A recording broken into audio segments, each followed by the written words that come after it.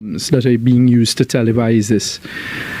I have asked you all to come here this afternoon for a very specific conversation, and I'm putting you on notice. At the end, I will entertain questions on the topic that I've raised, and then we will cut it off for the day. It was in 2016, as a fairly new government, we came to the population and we informed you all about the possibility and the great potential of pursuing cross-border gas in Venezuelan territory. And in particular, everyone now knows the term of Dragon and Coquina Mannequin, Loran Manatee. So we all have become more aware as citizens of Trinidad and Tobago about the potential of the gas fields that lie both, as we say, across both our border and Venezuelans' border, as well as across in Venezuelans' borders. Exclusively to them, they are the largest oil reserves in the world, and they have a significant amount of gas. Since 2016 to now, we have spent a lot of time and a lot of conversation with Trinidad and Tobago all about the potential of these gas reserves and what they can mean for Trinidad and Tobago and the great potential it has, and even, we can argue, the necessity for us to be able to have access to these gas fields. You would know that by 2018 we had negotiated. I had participated in those negotiations, and allow me to use the opportunity to just record here, with a bit of an interruption, my sorrow on the passing of Mr. Mark Loquan, who became quite a good friend of mine as we joined forces together in 2016-2017. So as I say that, I recall Mark was there with me as we negotiated and were successful in obtaining a term sheet, a commercial term sheet for the Dragon gas field by 2018. By 2019, the United States had put additional sanctions on Venezuela. There were already certain sanctions that existed, but the sanctions that came in place between 2019 to 2020 ground to a halt or progress with the Dragon field that we were pursuing and we had a commercial term sheet with.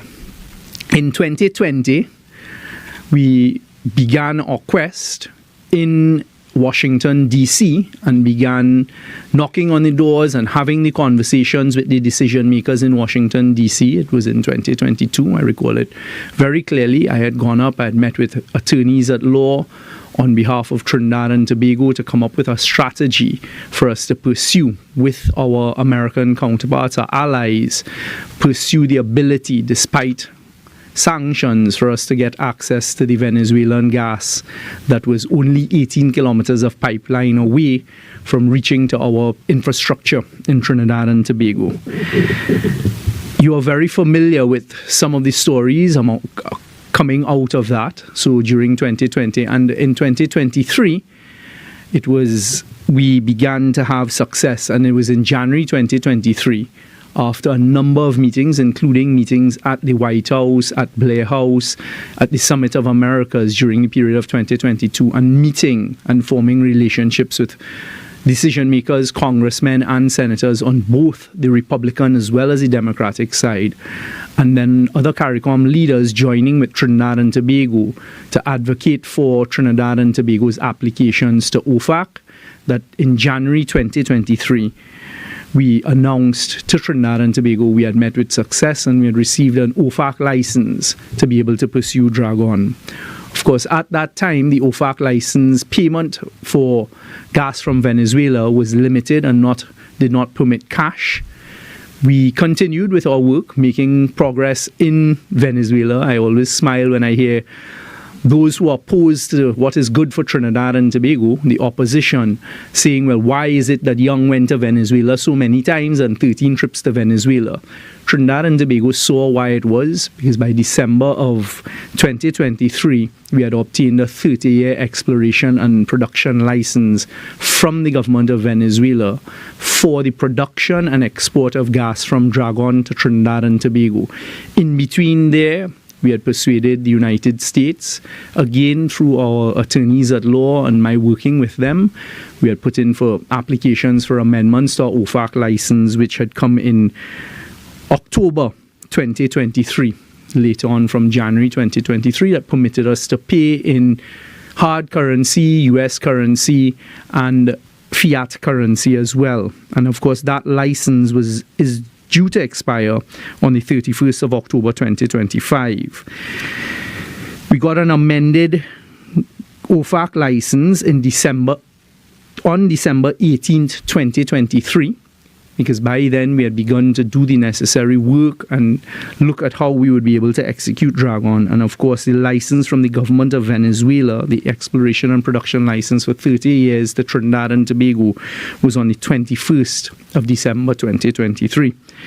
You would all recall that in or around April 2024, again, those persons who unfortunately sometimes don't seem to want what is the best for Trinidad and Tobago started jumping on the cancellation by the US government in April 2024 of a general license number 44, to deal with Venezuela. And that was a general license that had allowed companies, oil and gas companies from around the world, to have conversations with the government of Venezuela to pursue oil in Venezuela, which a majority of them were doing, and also to look at gas. But by then we had explained Trinidad and Tobago had secured our own specific license from OFAC, the United States Treasury, to pursue the Dragon gas exploration and production.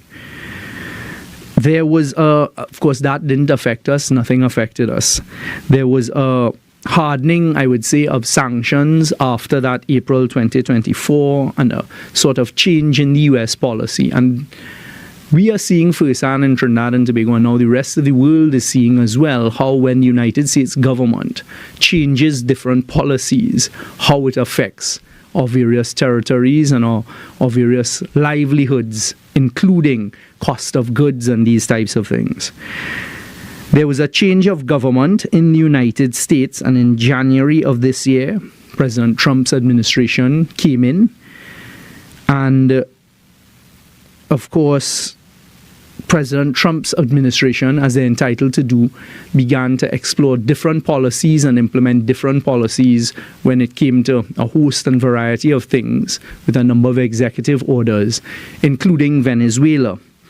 We would have all seen on the 24th of March of this year a presidential order issued from the White House specifically to do with oil and oil-based products from Venezuela, and to put a tariff on it. I had by then had the opportunity to be in direct conversation and contact with U.S. Special Envoy at the State Department for Latin America, one of the persons who works very closely with Secretary of State Marco Rubio, Mr. Mauricio Claver Caron, who is the U.S. Special Envoy for Latin America.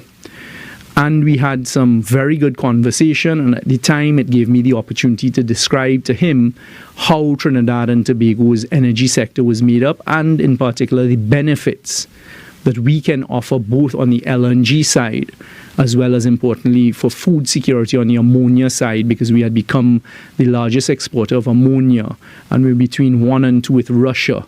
But now we were number 1 exporter of ammonia, which is necessary for food security around the world. It allowed an opportunity for the development of a relationship inside with the policy decision makers in Washington, D.C. on matters that could potentially affect us in the CARICOM region, as well as us particularly in Trinidad and Tobago.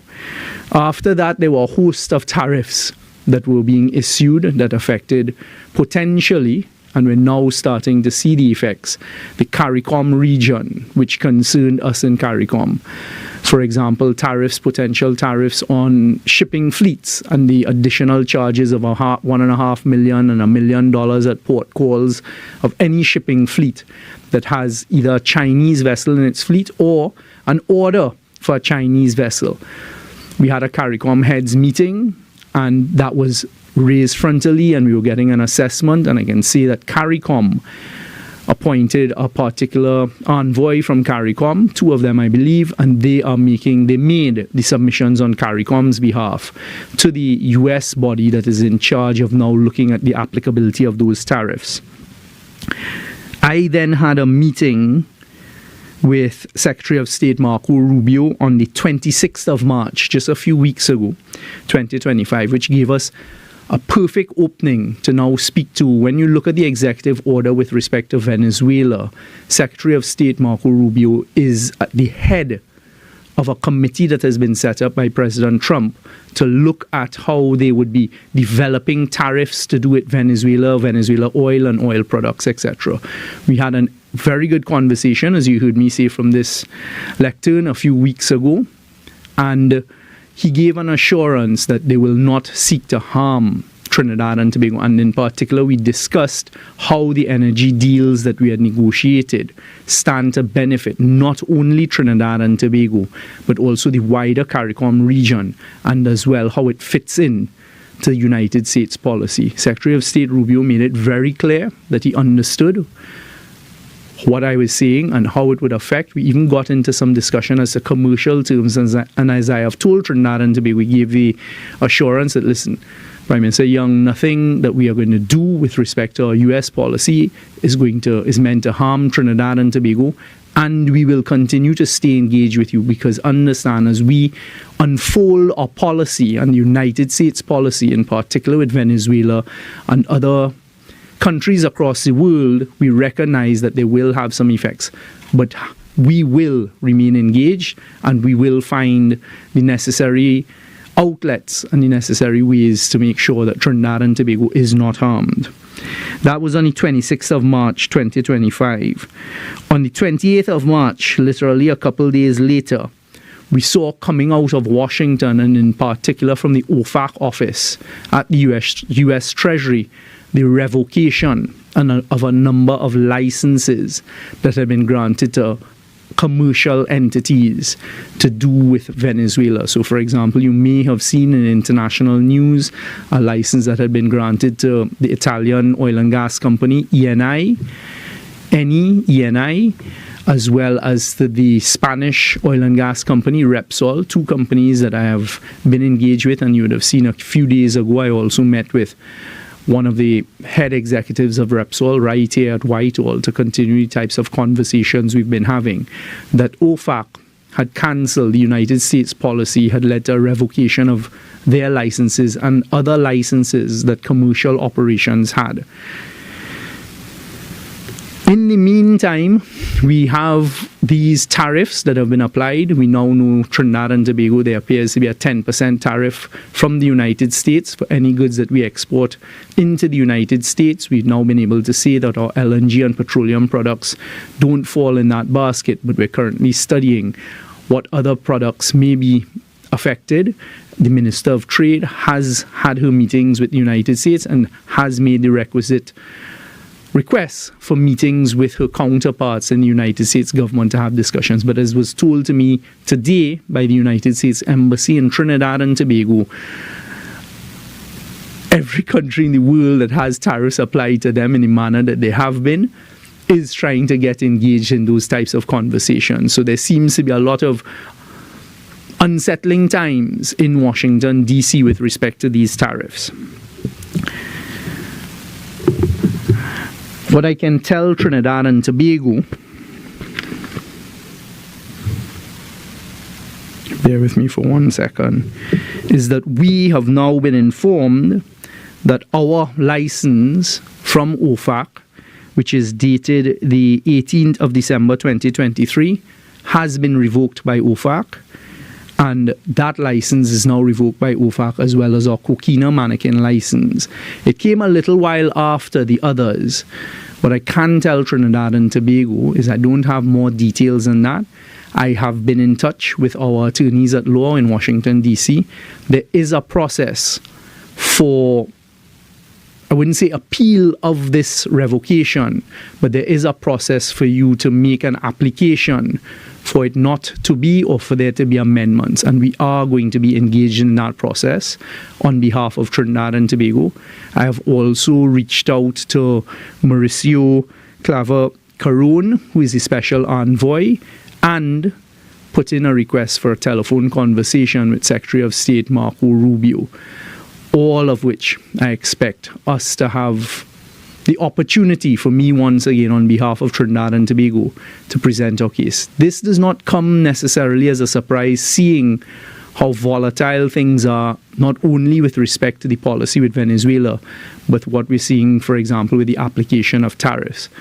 I can't tell Trinidad and Tobago much more than I have right now, but what I can say, based on the personal conversations and discussions that I've managed to have with the two gentlemen that I've just said, as well as some others that we are pursuing, I expect that we will be given an audience. I expect that we will be given the opportunity to continue to make our case.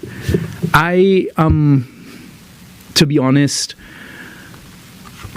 not surprised by the outcome, because they did say that they did explain to me the US policy and what they were trying to achieve with respect to Venezuela. But the words that they would not harm Trinidad and Tobago, I believe, I have no reason to doubt it whatsoever, remain in play. And we had also had discussion, which I wasn't at liberty, and nor am I at liberty to get into details now, as to what we may be able to do going forward. This is not, I took the time to go through a bit of the history to show Trinidad and Tobago. This is not the first time that we've had, if I may put it, a hurdle put in our way of access. It was only last week or the week before when I was speaking to Mr. Cedric Kremers from Shell, the executive globally at Shell, who's in charge of gas integrated business, whose portfolio this falls under. We had already begun to discuss the Manatee field and what can happen in the Manatee field if we had any delay on Dragon. We are going to continue. I'm going to continue having the conversations with Shell, but we have decided there that we would continue doing all of the work that can be done with respect to Dragon without offending the sanctions that have been imposed by the United States government. And there is a lot of work that can be done in that interim period. As soon as this news came to me, I thought it very important, because I've promised Trinidad and Tobago accountability and transparency, to come directly to you and to present this news to you, but also to tell you that by now you will know that I will continue to pursue this. We will continue to fight for the ability and the opportunity to keep our energy sector whole and the future of Trinidad and Tobago and the CARICOM region in the manner that we have become accustomed to. So I'd like to thank you all for your time this afternoon, and I'll take a couple of questions on this alone. So just wondering, Joel Brown, TV6. So in the first instance, is this in any way reflective of a failure on, not necessarily you as you had just become Prime Minister, but the administration in office, given that you had said consistently how important getting natural gas across the border from Venezuela is in light of the issues of supply to plants like Point Lisas, LNG plant in Atlantic LNG, and so on? The answer is no. Jules, in fact, what was described to me by Secretary of State Rubio as well as Mauricio is the work that we had done prior has put our reputation and how we're respected with the United States administration in a very top tier level. And that they will, I mean, I'll go as far as to breach a little of Mauricio's confidence in the conversations that he had with me. He said, we are going to continue working with Trinidad and Tobago because we want Trinidad and Tobago to continue and to be competitive in this area. And we recognize the importance of Trinidad and Tobago for the energy security, not only of Trinidad and Tobago and the region, but even out of the region.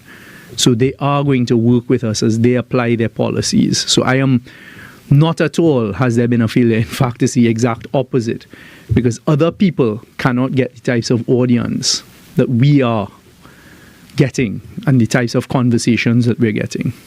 My short question is, did they, in the two questions, in the initial notification, was it just, this is it, the end, or did they state why and what we can do? Because everything with this administration, the U.S. administration, seems to be a negotiation, and they want something all the time. What do they want? What we received is the administrative side. So the way OFAC is a very administrative body. They apply the policy, really, from the White House and the State Department. And they are really the ones who will then... So what you get is you got a notice. The same way we got the OFAC licenses, that you literally, our lawyers receive it.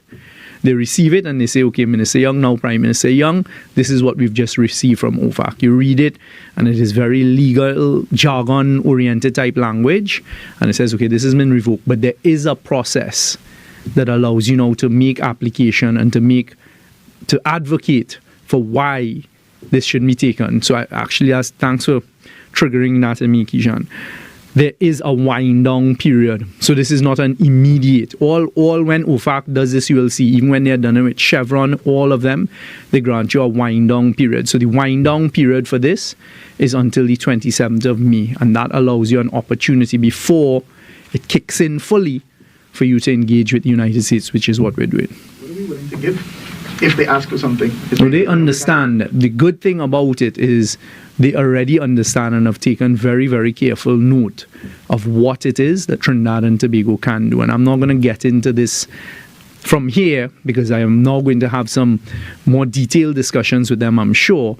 But they understand what we offer, and it's not only in the energy sector. My short version, election season, one of your biggest selling points is vote for me because I've been doing all this work. I can take you past April 29th. How do you restore that confidence in these citizens that, yeah, I'm still the person? Well, I think the citizens, fortunately for them, have the report card of the past. And that's why I said we started in 2016. By 2018, we had negotiated a commercial term sheet with Venezuela. When the first round of sanctions came in that prevented this, didn't stop. Others would have stopped there. Many stopped there. When you speak to oil and gas companies across the world, they stopped there, pursued it, found a way, developed the strategy, got into speaking with the decision makers in Washington, D.C., got the OFAC licenses. We were the first, amongst the first. Only Chevron got an OFAC license before us. That says a lot. So this is a track record. We then got the amendment where others didn't even get a license. So there is a track record of an ability, if I may put it that way, to negotiate successfully on behalf of Trinidad and Tobago, and to have a way to strategically develop relationships, because the same thing has gone on with the oil and gas companies. Realistically, should we stop? It seems to be a lot more trouble than it's worth. It's a lot of, well, here's 2 years, and we keep waiting for this one thing that seems to be not bearing that fruit that we really hope for. Completely untrue once again, and the answer is no, we should not stop, because it is not singular, it is not exclusive. So what you're seeing, I stood here for the last 2 post-cabinet press conferences and told you about the success, for example, that BP is turning on additional production. So we have continued doing exactly what needs to be done. So don't buy the narrative of those who try to say all of the eggs are in the dragon basket. It's the complete opposite. So you've seen, and if you ask the people in the energy industry in Trinidad and Tobago, you've seen that rise in activity that has kept us stable at 2.6 BCF a day of production with the BP, with the Shell, with the EOG, with the Perenco, and even onshore with Touchstone for gas and the gas industry. And it absolutely must continue to pursue this. What you have to decide is who is capable of doing it, who has the credibility to be able to do it. Because as the former Prime Minister said, without the ability and the opportunity to get access to cross-border gas, this is not for today. This is not for the government of today. This is for the population and the future citizens down the road. Right? So we were coming on stream once again to bring this dragon gas by 2026. It's not, the door isn't shut. Also the issue of, so some clarification I'm seeking. So the issue of the OFAC license and whatnot being revoked and the May... yeah, we call it a wind down period. Right. Does this in any way prevent the transmission of gas at any point? Let's say that, there's the term first gas in the business. So can Trinidad and Tobago, for example, still engage with Venezuela in getting gas across, but would not be able to put it out onto the international market? I know this might take some time, but I'm just seeking clarification. Jewel, we will need to meet. I will need to continue having conversations with the lawyers. What it does is it prevents payment at this stage. to the government of Venezuela.